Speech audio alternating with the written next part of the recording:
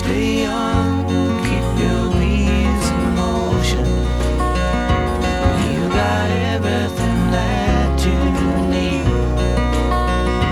Stay young with your rock and rollin'. All the best things in life are free.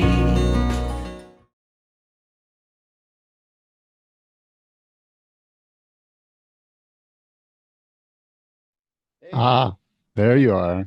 Good morning. Good morning, Skye Walker. Welcome to the BoardRoom Podcast. It's good to see you this morning. Good to see you too, Scott. I'm honored to be here. Sorry I had to join on Google, not Safari, because my computer's possessed.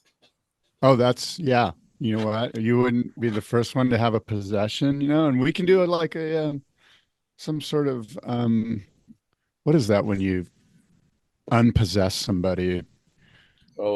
Exorcist. Exorcist, yes. An exorcism. My computer. Yeah. Well, happy New Year to you. Yeah, happy New Year to you too. It's good to see you. I'm going to start with this is sort of an interesting podcast for me because I've never interviewed an artist before that I can remember. But let me start with this because I'm fascinated by your name, right? Skye Walker. And the first thing I think of was, okay, your parents were enamored with Star Wars.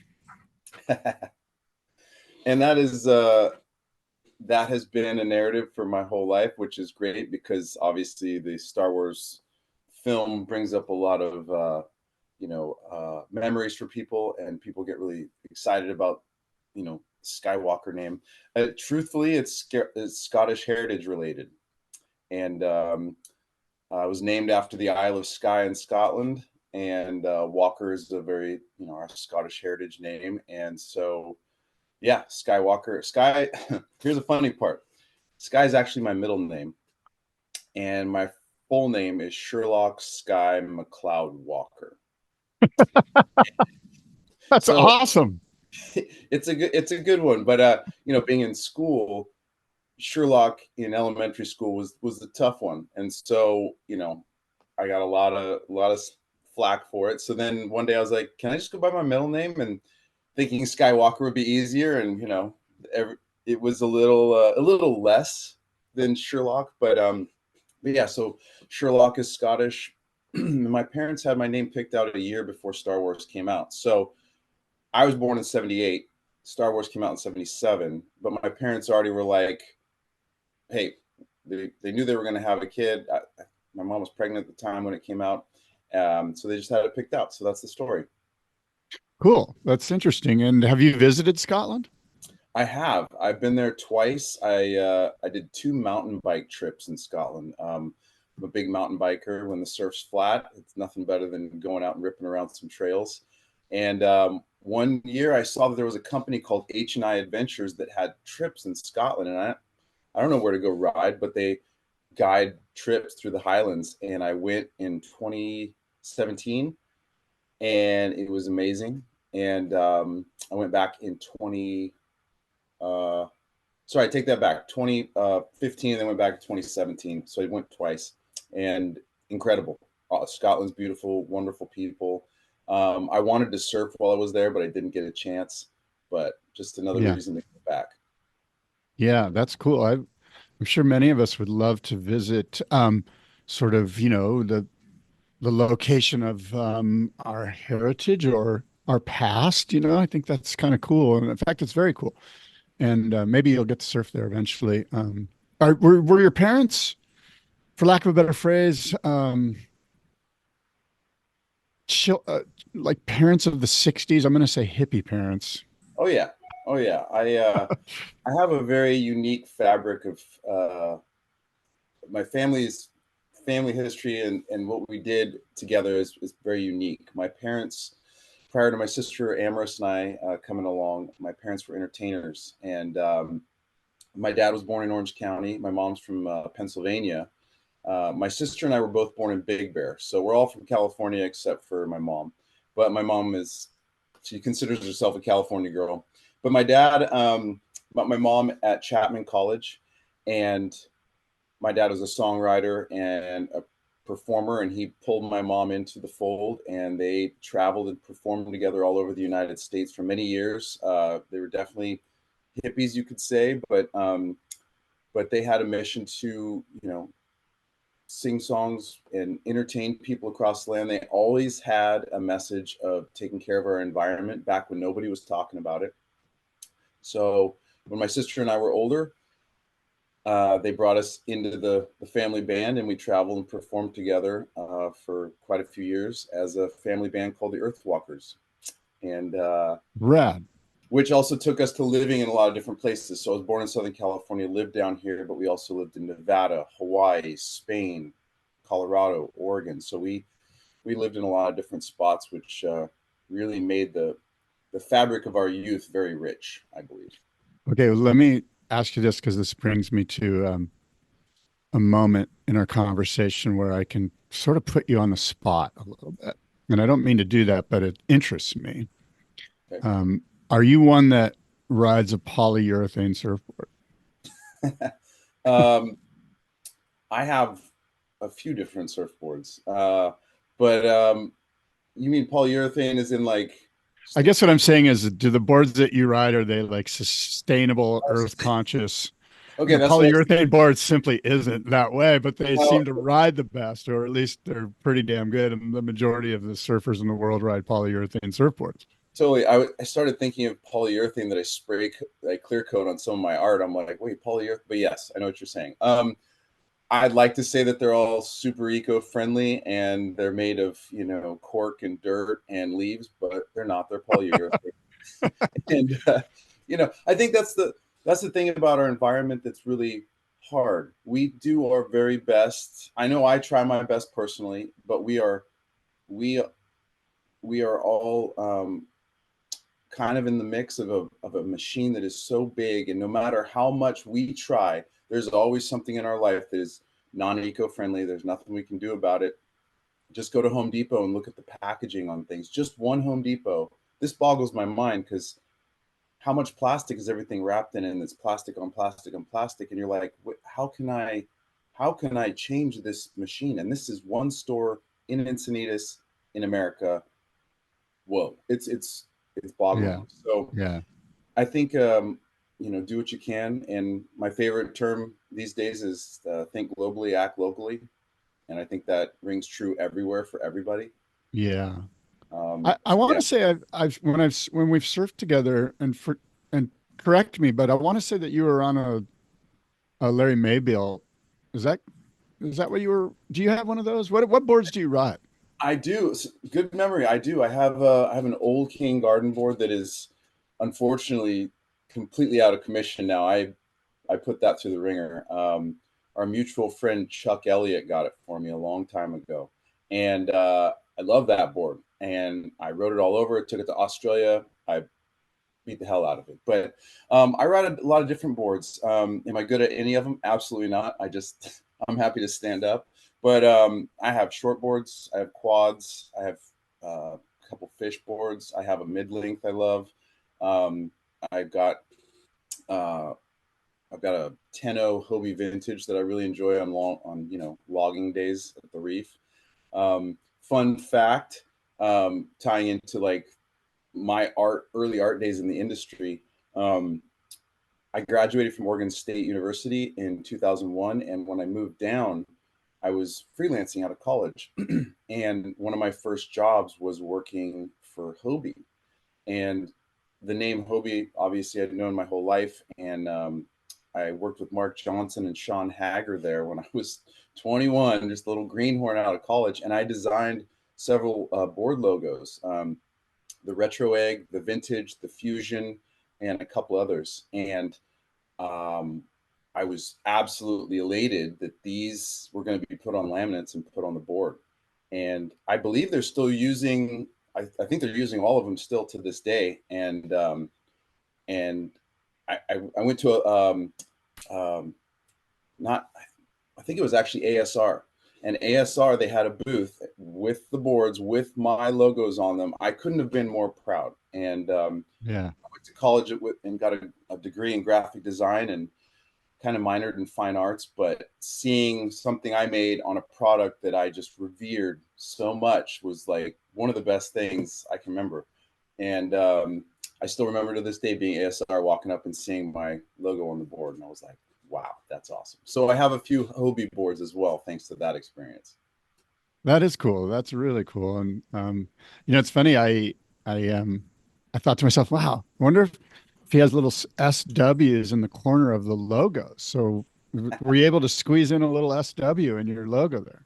I love this question, Scott, because not with those, but with everything I did past that in the surf industry and action sports industry, I tried to hide my name or my signature in my art. So after kind of freelancing for a year, I got my first real break in the industry as a senior designer for men's surfwear at Rip Curl in Carlsbad. And initially, I thought I was being hired to work in the marketing department. So they had me in. A guy named Bertrand hired me, and he's like, "All right, welcome to the team. You're our new graphic designer for T-shirts." And I was like, "Wait, hold up, okay." And I just didn't say a word. I didn't know how to design T-shirts. Now I knew how to draw and stuff, but the process of Illustrator and Photoshop to separate the files, I didn't know anything about it. So I literally faked it till I made it there. And but there was an amazing girl I worked next to named Gina, and she showed me the ropes. And within a month and a half, nobody would have known.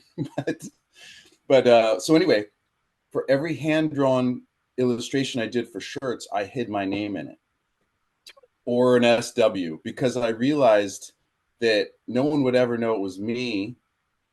Nobody would necessarily care, but I just was like, I'm just start hiding it. Nobody ever noticed.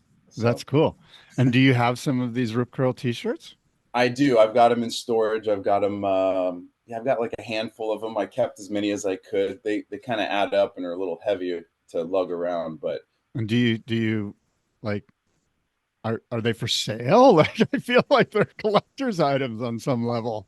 Oh man, you're too kind. I wish they were. I think they're collector's items to me. I think I'll just save them for if I have kids or my kids wants them. But good. It is cool. And some of my best friends that I gave shirts to when I was there from 2003 to 2005 still have their shirts, still wear them, and they're wiped out. They're like, dude, I love this shirt. Like, you should probably get a new shirt. That thing's destroyed, but I'm glad you like the art. That's cool. Nobody's ever asked me that, and I appreciate it because I definitely hid my name. So that's sweet. I love that. In fact, I was wondering, so people, just to reiterate, Skye, you're now a muralist. I don't know if that's like the category that you want to put yourself in. I imagine as an artist, you kind of don't want to be stuffed into one little, sphere. But I was wondering if on these large murals, and by the way, listeners, Skye's done like, I don't know, what have you done? Like 80 murals around North America or something like that? I think in total, in the past 10 years, I'm probably at like 230. Oh, wow. Amazing. So in these 230 murals, large format murals on the sides of buildings, obviously, have you hidden little messages or little doodles or little things that only you know about that are just tucked away and maybe have some super special meaning? I really love the way your mind works. Yes. Whenever I can, I try and put little Easter eggs in murals. And sometimes it's for the client, if they have kids or if there's some sort of historical thing that it's important to them and it works within the design, I'll, kind of fit that in there. One of the best ways is if it's a night mural, I can put names in the stars. And I do that for myself as well. I'll put like my grandmother's initials in it, or my family's, or my niece. So I'll put my niece's name in it, so when she sees it, she sees her name. But tying into that too, and to double back to your question, yes, I love being labeled as a muralist. Number one, I'm an artist. I will always be that. And while I can be a muralist, while my body holds up enough to let me, I'll take that name. So yeah, I was a graphic designer for a long time, an illustrator, art director. And then back in '09, I lost my job along with a lot of other people. And I was like, what am I going to do? Everything's kind of not good right now. And through a happenstance introduction, I was introduced to some of the creative directors up at Whole Foods in Los Angeles, and they were opening Whole Foods in Encinitas, and they reached out to me to see if I'd do a mural, and I was like, yeah. And I hadn't painted a mural in probably 11 years, and I did the first mural for them, and then I ended up painting the whole store, and it was pretty lucrative. And I think I did everything for the store in 3 weeks, which was breakneck speed. But for me, I was just excited to, do the project. And after I finished, I was like, whoa, I think this is it.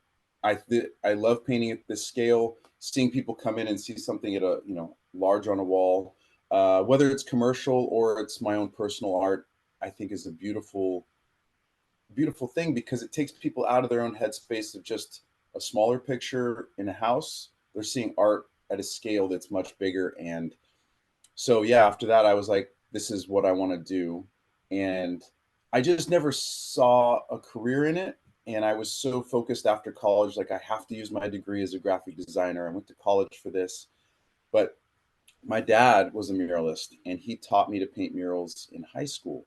And so through college, I would paint murals instead of working at a coffee shop. And it was funny. I went to Oregon State, and they're the home of the Beavers. So I'd go in for a meeting, and my dad, credit to him, he always was teaching me to be entrepreneurial and just go out and have a meeting and, make a connection and kind of forge my own path. So I'd go have a meeting, and I'm like, I'm going to paint the most epic mural for these people. And I'd come in with my ideas, and then they'd go, we want a mural of a beaver.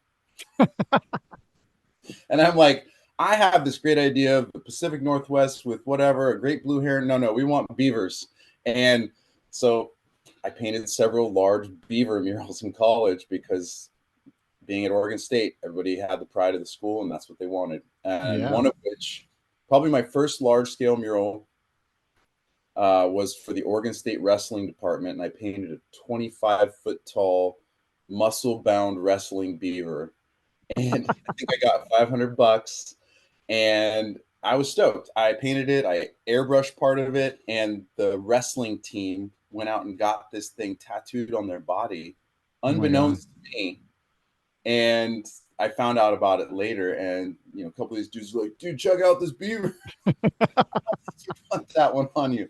But anyway, so yeah, that's kind of like a little summary of how that kind of came to be, being a muralist. And I still do my own personal art and art collabs with brands and whatnot. So I still do work on a small scale, but I'm always thinking of the large scale work. Yeah. What is it? Because I'm very green when it comes to art.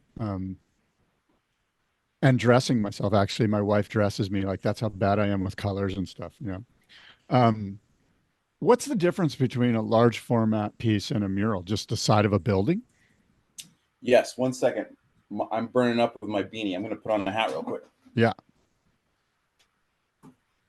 And incidentally, I'm rocking the same one as you. I'm rocking my Melon hat. Those are my amigos. Oh, are they? I'm so infatuated. I bought 2 Melon hats yesterday at Camp Shred, and I guess the guy's name is Brian that owns it or something. Yep. I've been trying to reach out to him and hook up with him, because when I'm on my podcast, I'm a hat wearer and I want to represent the coolest hat. So I'm doing it without their knowledge, but I've had my Melon moment, and I'm involved. I'm a fan. Well, typically I'm rocking my Melon hats all the time, and this morning is a little chilly, so I threw on the beanie. But when I saw yours, I was like, oh, that's awesome. So yeah, through a connection by my buddy John Lee, I was introduced to Melon a couple years ago, right before the pandemic, and I did an artist series hat for them, and turned out really great, sold out. And then this last year, we released my second artist series hat, and I'm very honored to be associated with the brand and part of their family. So yeah, I will definitely do an email introduction, and you definitely need a Melon hat while you're doing the podcast. I think that's Yeah. great. Yeah, I've got two of them. So small scale versus large scale. It's all relative. Someone could say the biggest painting they've ever done is like 8 feet by 10 feet, and that's a good size for sure. And that, to some people, that's like, whoa, I don't ever want to do anything that big again. It also depends on how much you're putting into it. Like, have you ever been to the Sistine Chapel? No, but I know it's insane. It's insane. And I went there when I was 21, graduated, went over to Europe, and the amount of detail is unbelievable. And it took Michelangelo 3 years to paint, in a very awkward position.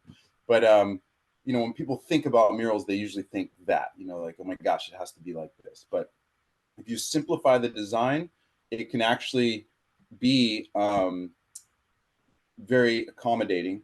And there's different ways to do it too. You can lay out a grid, you can project it, you can freehand it. It all depends on what you're trying to get out of it and what you want that final piece to be. So there really is no difference, because if you do like a grid and you scale it, the 1-to-1 ratio is meant to be scientific enough to where you can go from this big to like a 50-foot wall, and it really would make no difference as far as what you're painting. The amount of detail would be the thing. But yeah, and it's daunting for sure. I sometimes show up on jobs and I go, what did I get myself into? I just went and looked at one I did in Carlsbad in 2020 for a ATEX Spine, which was a commercial mural job. I was grateful to do it because it was during the pandemic. All my work hit the skids, but I still had this project and I was deemed essential to paint it, and it was outside. And it's my biggest piece to date. I think it's 35 feet tall by 430 feet wide. Wow. And it's articulating geometric spinal shape. So I was really proud of the design because it was complicated and I couldn't paint. I want to say I want to paint Mother Nature and waves, and no, wasn't this thing. But that's okay, because I used my designer ability to be like, how can I make this cool? And it turned out great. And it was a total beast to paint. But when I showed up to paint it, I'm like, okay, this is a monster. And it took 2 60-foot boom lifts, a 35-foot scissor lift, 25 days straight. It was a total beast. But going back and seeing it with the building all done, I'm like, I did that. I went up there and rolled all that out and made it happen. That's amazing. That is yeah. so great. That must be one of the many joys of your work, is, driving cross country and going, hey, let me show you this over here that I painted 5 years ago or whatever. That's just amazing.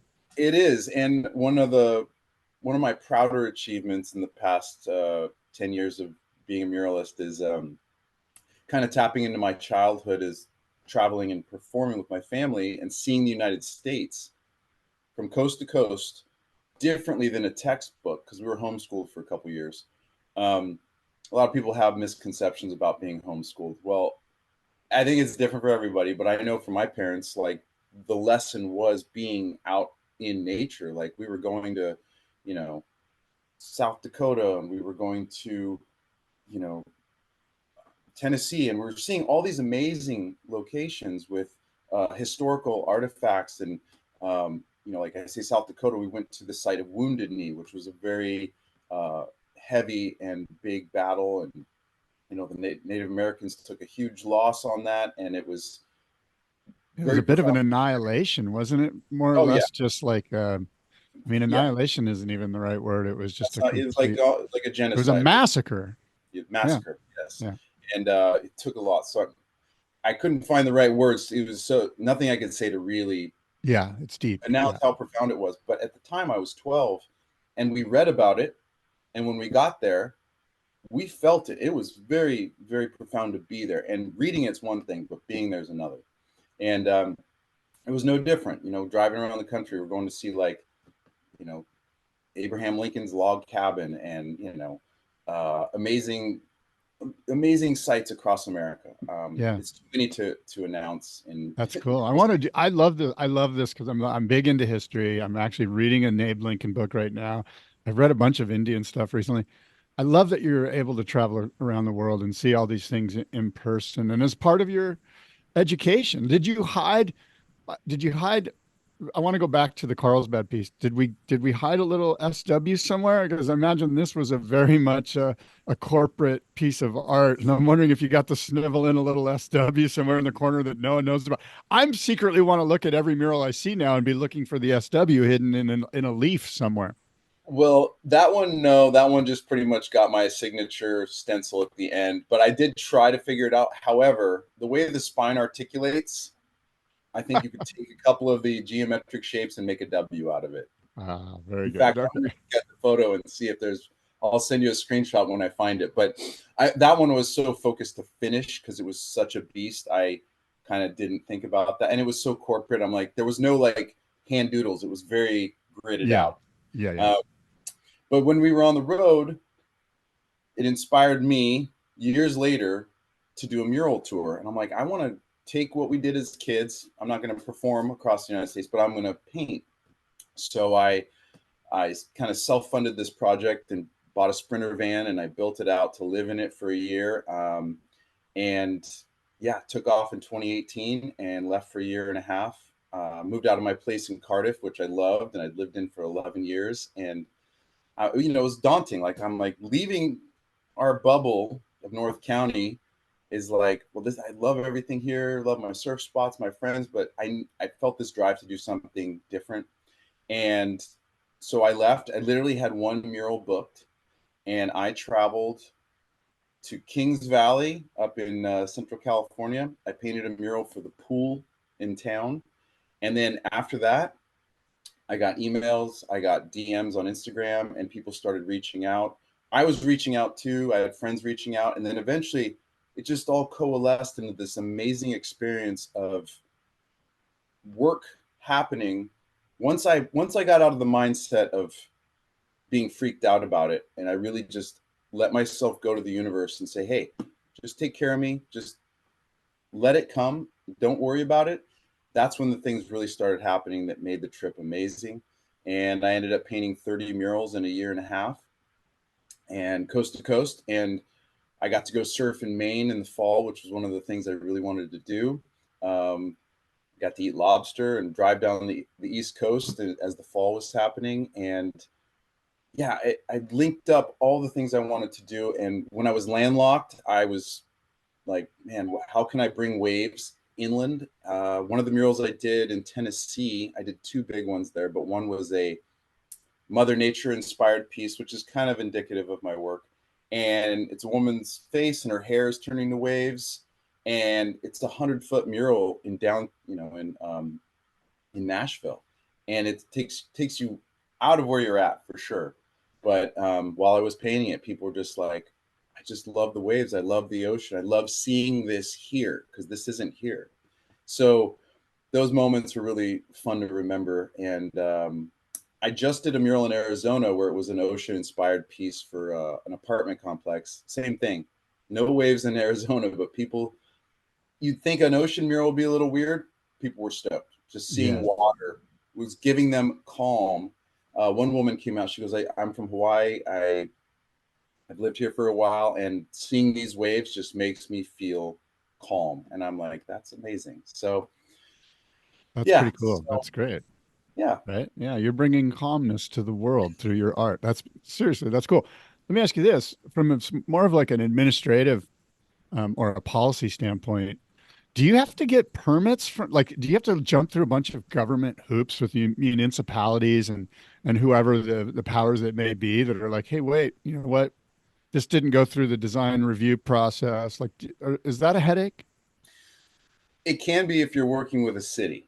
So if you do city-based murals, there's a lot of red tape and What about paper. private property though? That do like city enforcement, code enforcement people come out and go, look, even though this is private property, this isn't okay within our guidelines.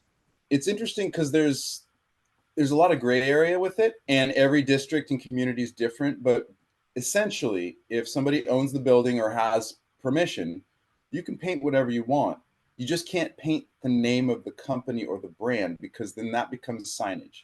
So if you're painting, you're painting whatever on the side, And the minute that's painted on, unless you have it permitted, that's signage. And even though it's a mural, it's all considered signage. You remove the typography, unless it says, live, love, laugh. It's not a brand, you Right. just put the statement up. And the other thing too is the community. If the community rallies around it enough to hate it that much to have it taken down, they can literally, Yeah. volley against you and Yeah. then, have it pushed to be taken down. I haven't experienced that, and I hope I don't ever have to, but I have dealt with dealing with cities, which it just drags it out longer. You got to get more insurance for it. You got to get more approvals. You got to there's a lot of red tape. And I Yeah. get it because they want it to be done right.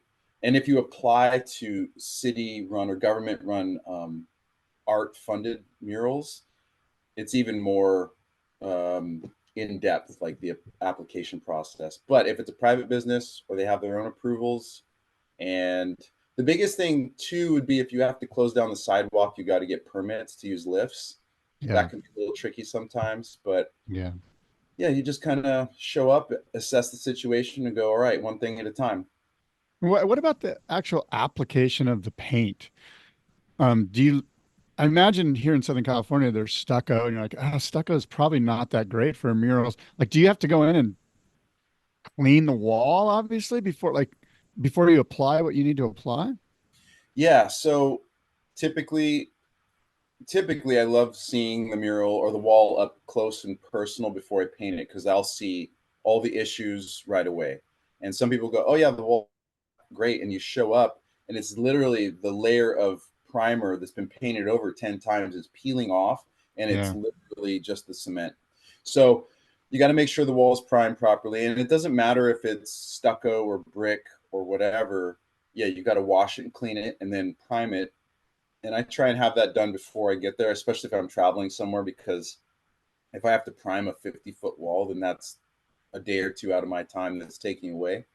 But I've done it and will continue to do it when necessary.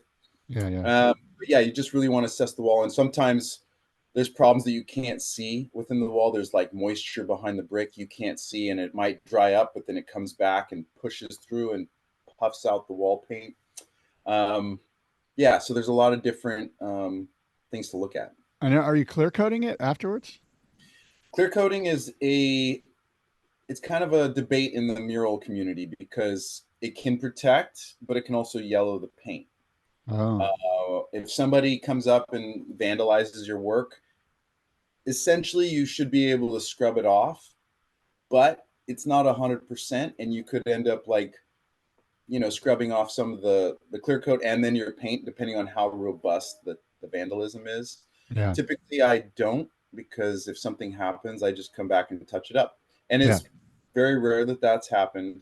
I've only had it happen 3 times, and 2 were minor. One was a little more aggressive, but yeah, the clear coating, it's a tricky one, because you're putting this heavy resin over your work, and it does make it look rich. It brings out some of the colors, kind of like you'd clear coat a painting on wood, but it also presents its own problems. So I just kind of leave it, and if things go wrong, then, and also you're kind of looking at a shelf life of 10 to 15 years for the mural paint anyway, depending on how exposed it is to the sun and the elements. So Interesting. if you're in the sun, probably about 10 years before some fading really shows up. Case in point, I just redid a mural in Acadia on 101 this summer on the side of 101 Wine Company, and I'd painted it 10 years ago, and I really wanted to redo it and freshen it up and make it better. And the paint had kind of hit its 10-year threshold, but now the spray paints and even the latex based paints, they're all even more robust with their UPF protection. So I think they last a little longer now than they did 10 years ago.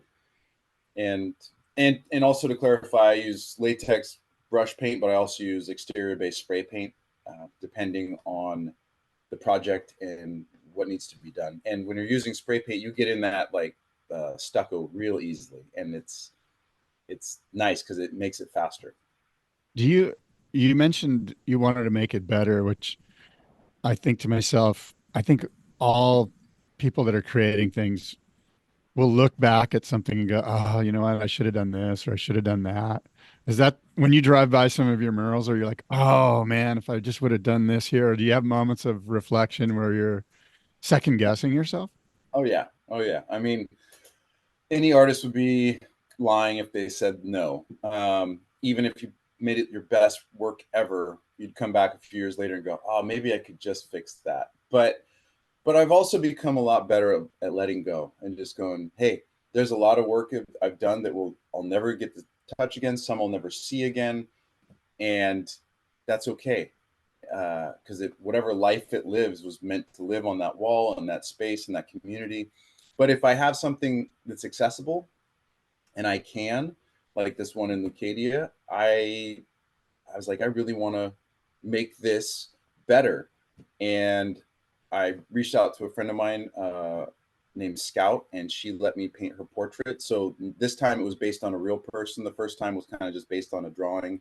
I really hammered it out in 2 days the first time, and this time I took like 6 days and really, really crafted it to make it a glowing, beautiful piece, kind of honoring Mother Nature, honoring our coastline, making it just like a moment you'll see driving down 101 and you're like, those are the vibes I want here, you know. But also subtly, and what I try and do with my work is subtly, yes, I want people to look at it and go, that's beautiful, that makes me feel good. But also, hey, we gotta keep these places as beautiful as we can, because, you know, even though this mural is kind of like an idealized, beautiful situation, and we have a very amazing coastline, like we can trash it in a hot second if we're not careful. Yeah. It's interesting. The concept of, I was thinking about what you were talking about, like the ability to maybe go and tweak on something. And I thought that must be the beauty of being a musical artist, is that, okay, you made the song, but the very next time you play it, you can play it the new way that you want it. You can change it on the fly every single time. And you've always got the original, but you know, that's something that the musicians out there, I hope they realize how lucky they got it.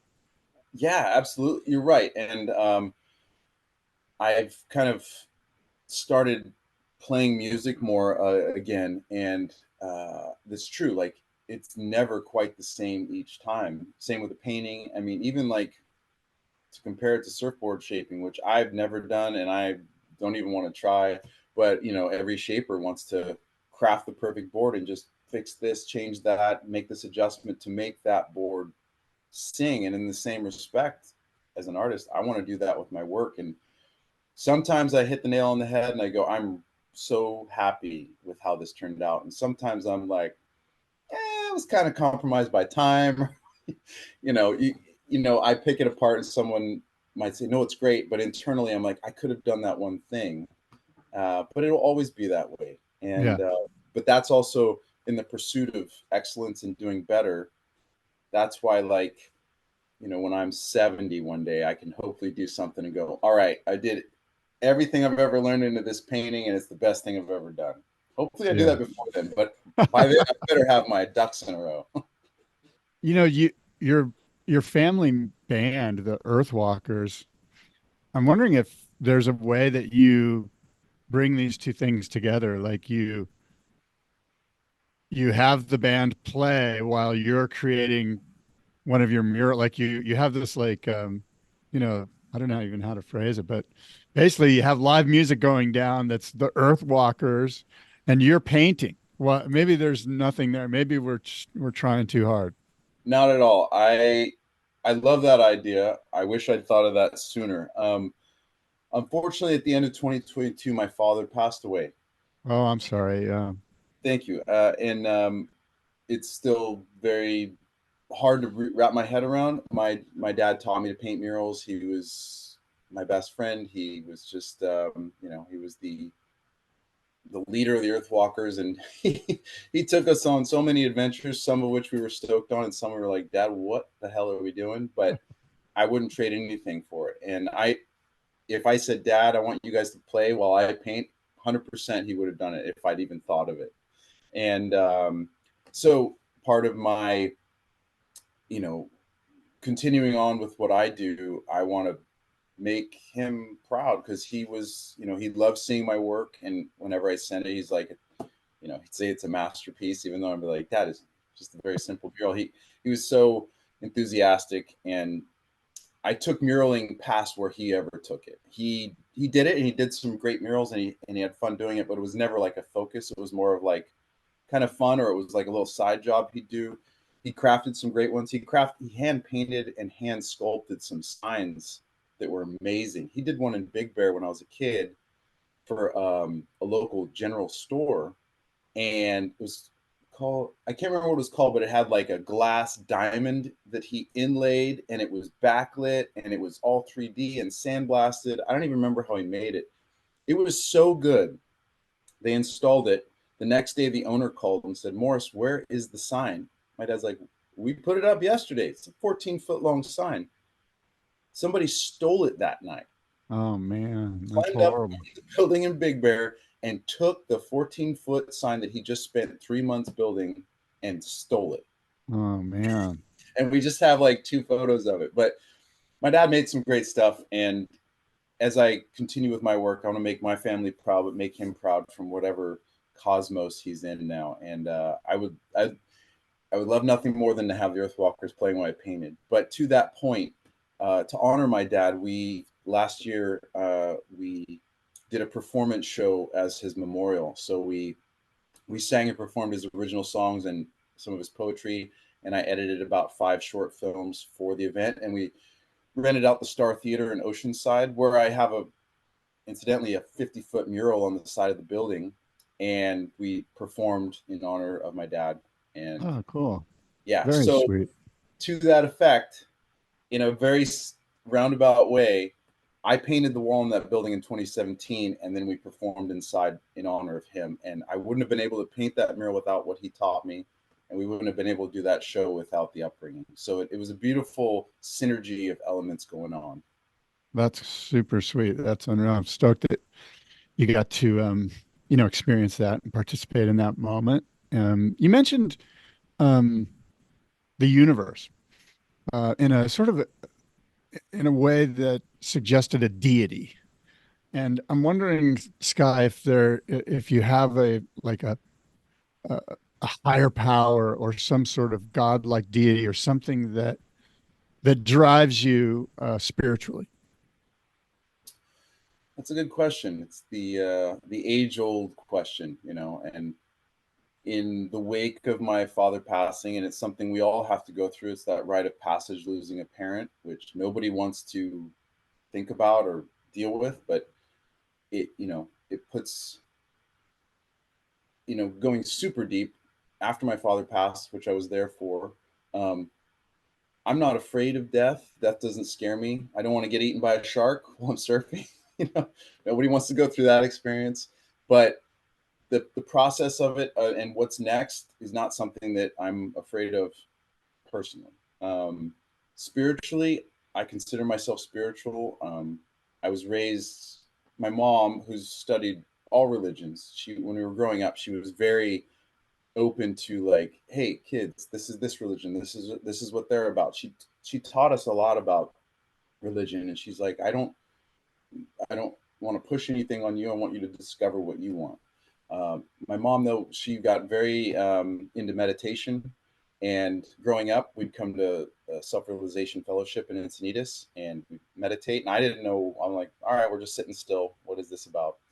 But I'd say as I've gotten older, I think that resonates with me. And as far as what's out there, like, what is that higher power that we are all looking for? I'm just as perplexed. But what I will say is, when I'm stressed, conflicted, whatever, if I just sit down and meditate, calms me down, and I get more focused.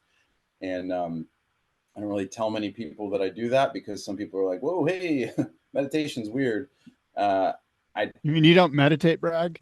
Because I've been known to meditate brag, and then I follow that up with a kale brag. I have a kale smoothie after I meditate. Usually that brings me back. Well, but just sometimes, like, I literally mentioned meditation and just literally had that visceral, like, whoa, hey, you know, I don't know about that stuff. It's kind of weird. And I'm like, and I get it, you know, and everybody's got their focus and their thing. I think whatever makes you feel comfortable and good in this world, whatever that means, as long as it's not hurting other people, but makes you feel centered, then great. And some people, their meditation is surfing. I know it's part of my meditation, going out, even just sitting on the water with the waves rolling underneath you. Every surfer gets it. Yeah. But when that's not accessible, you know, when you're stuck in a van in a hailstorm in Ohio, or in Nebraska in the middle of winter, on a mural tour, and they can't surf, well, I can meditate. You know, I can do that anywhere. Yeah. And also, art is a meditation for me. You know, just sitting. Like yesterday, I had a whole bunch of stuff to do, tax prep, stuff like that. And I'm like, I'm gonna paint today for myself and nobody else. I don't care what it is I'm doing. I just need to do it, and just felt so much more centered and calm because of it. And so, a couple different meditations, the real ones and then the art ones, and surfing. But as far as what's out there, I mean, I want to know. I really, now that my dad's gone, and I think anybody that can attest to losing somebody they really care about, they want to know. And will I see him again? In what capacity? Is he going to be just this glowing star personality? But I'm going to go, that's my dad, you know. And this is going super deep and heady, but Well, I like that. like, I would suggest to you that we've seen your dad this morning numerous times. I agree. You know what? I don't watch many shows, but I was watching a show last night while I ate, and a character, just a bypassing character on the show, was named Morris. So I see that stuff all the time. And because as we called him Mo, I see Mo in everything: momentum, memorial, momentous, moment. More. Like, it's subtle. It might sound goofy to somebody, but if I'm like thinking of him, I'll literally pull something up, and I see Morris, or I see Mo, and it's like, all right, so there he is. There's that cosmic weaving that we can't see. Something's going on that's far greater. And I don't mean like a large, a guy with a giant beard sitting in the clouds in a giant gold throne, God. But Santa there's something Claus. much greater. That's what you believe. Awesome. That's great. If that's what brings you comfort. Yeah. Well, Skye Walker, we've said a lot. We've talked a lot. I've learned a lot about you. I've known you for a long time, but we don't really know each other. So it's been fun to get to know you a little deeper. And I'm a big fan. Where in this area, I've just got this vision of myself, every single mural I see, I'm going to be like, is that one of Skye's? Where would some of us where would we see some of your murals? Well, first off, yes, I'm so honored to be here. Thank you again for talking with me. We've exchanged words out in the lineup, talking, and then it's like we say something and a wave comes and we split and then don't get to finish. So this has been awesome. And so, like, if you're in North County, San Diego, the Star Theater in Oceanside has one of my biggest murals. I have painted both sides of 101 Wine Company in Leucadia. I have a mural I did with another artist behind Patagonia in Cardiff, and that wall needs help. It's falling apart, but it's still there. And I have a really large surf mural of, this one's fun because I worked with Todd Glazer, the amazing surf photographer. I took one of his photos and brought it to life with Rob Machado next to the library in Cardiff. And it's a 40-foot by 35-foot mural. And I tried to replicate Todd's photo of Rob as best as I could. And I think it turned out pretty great, considering I was spray painting on 100% full speed onshore winds. I literally could spray the can and watch it go down the wall and around the corner. So I had like limited hours I could paint without wind. But that one's in Cardiff. And then I've got some peppered through San Diego. Some are kind of in Encinitas, like the old Whole Foods building, which is now Flock Freight. I just redid the whole garage there. I did a mural on the outside of Flock Freight behind Beer Garden of a woman's face. And then, across the country, they're kind of all over the place. And hopefully I can continue to keep doing more of those. Yeah. Well, we hope so. We certainly. I mean, I don't know why not. I think that's going to happen for you. Well, I kind of Skye? have no choice because I'm not a lawyer. I don't have an alternative, and this is We're painting no matter what. We're going to be painting.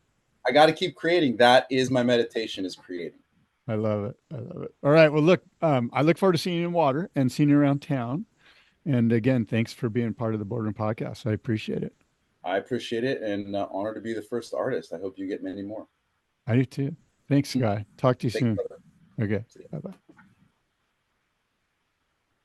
Stay